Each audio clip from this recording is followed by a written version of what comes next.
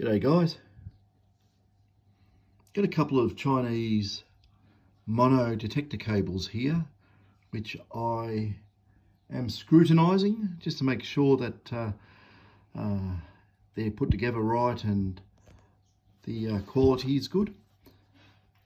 And this is part of pulse induction detectors, or any detector for that matter, that it's fairly critical. You don't want strands of wire all over the place. So anyway, I've got these cables here. I've taken the shells off them, the plug shells. Well, it's actually, they call them plugs, but if you look at it, it's actually a socket, and the plug is on the detector in a socket housing. So yeah, okay, whatever. So I've had a look at these, and I've given them a bit of a really good going over, and I'll just zoom in a little bit, and I'm just one-handed at the moment trying to hold the other cable, and it's really awkward. And if I push the wrong thing, I'll hit the button and kill the video. But if you have a look at it, hang on a sec, someone's going to go flying. I'm going to zoom out so I know where I am. Yeah, if you look at the construction, it's really good. They've done a really good job. And the one thing I was looking for is the outer braid, or the Litz braid, just to see if they just used a few strands and soldered the connections there, but they haven't. They've actually tinned the whole lot.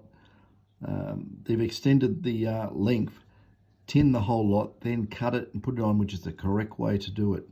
Otherwise, you'll end up with short strands. So, yeah, that passes the test. And on their Chinese cable, they've used, see there, they've used a foamed polyethylene inner insulator, which is absolutely perfect. And you can see there it's one single strand, but it's actually goes into that blob of solder up there. They've used lead-free solder too, I've noticed. I tried to melt it with my soldering iron. I can't. So you need higher temperature to put these together. So they're using very hot irons to do so. But yeah, I'm doing an experiment at the moment with two of these cables, and there's a reason for it. I'll get onto that in another video, but I'll just put this one up as a little short one, just on the quality of the connectors. I'll just bring these over here, and if you have a look at the coil shells, there's nothing wrong with those. They look very well made, nice, nice plating and everything else. And the most important thing, when you look at these things, oops, where am I? I'll zoom out again. Yeah, if you have a look, all gold plated, which is really good. So there's nothing wrong with these cables that came out of China. They look pretty good to me. So a lot of them are not gold plated, but these ones are definitely gold plated. So that's the third one. But if you look at these particular ones I've got here, God, I'm zoomed in so far I can't get my bearings.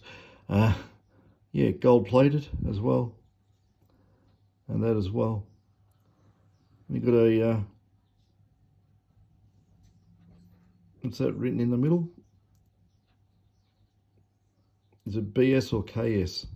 I don't know, or something in that nature.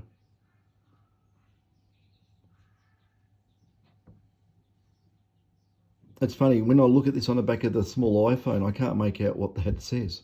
But if on your computer monitor, you'd be able to, or I zoom in more, I can definitely, but I'll look at that later on. Yeah, so that's where we are with these two Chinese cables, and I'm on a project right now. When I finish it, I'll put up a video, and you can all see what it is. So yeah, we've got a few projects on the go. I said in another video, we've got a few projects that are happening, and all will be revealed over probably the rest of this week. So I'll make this up, what I'm making, It's going to be a bit of a surprise, and we'll see how it goes. Anyway, catches.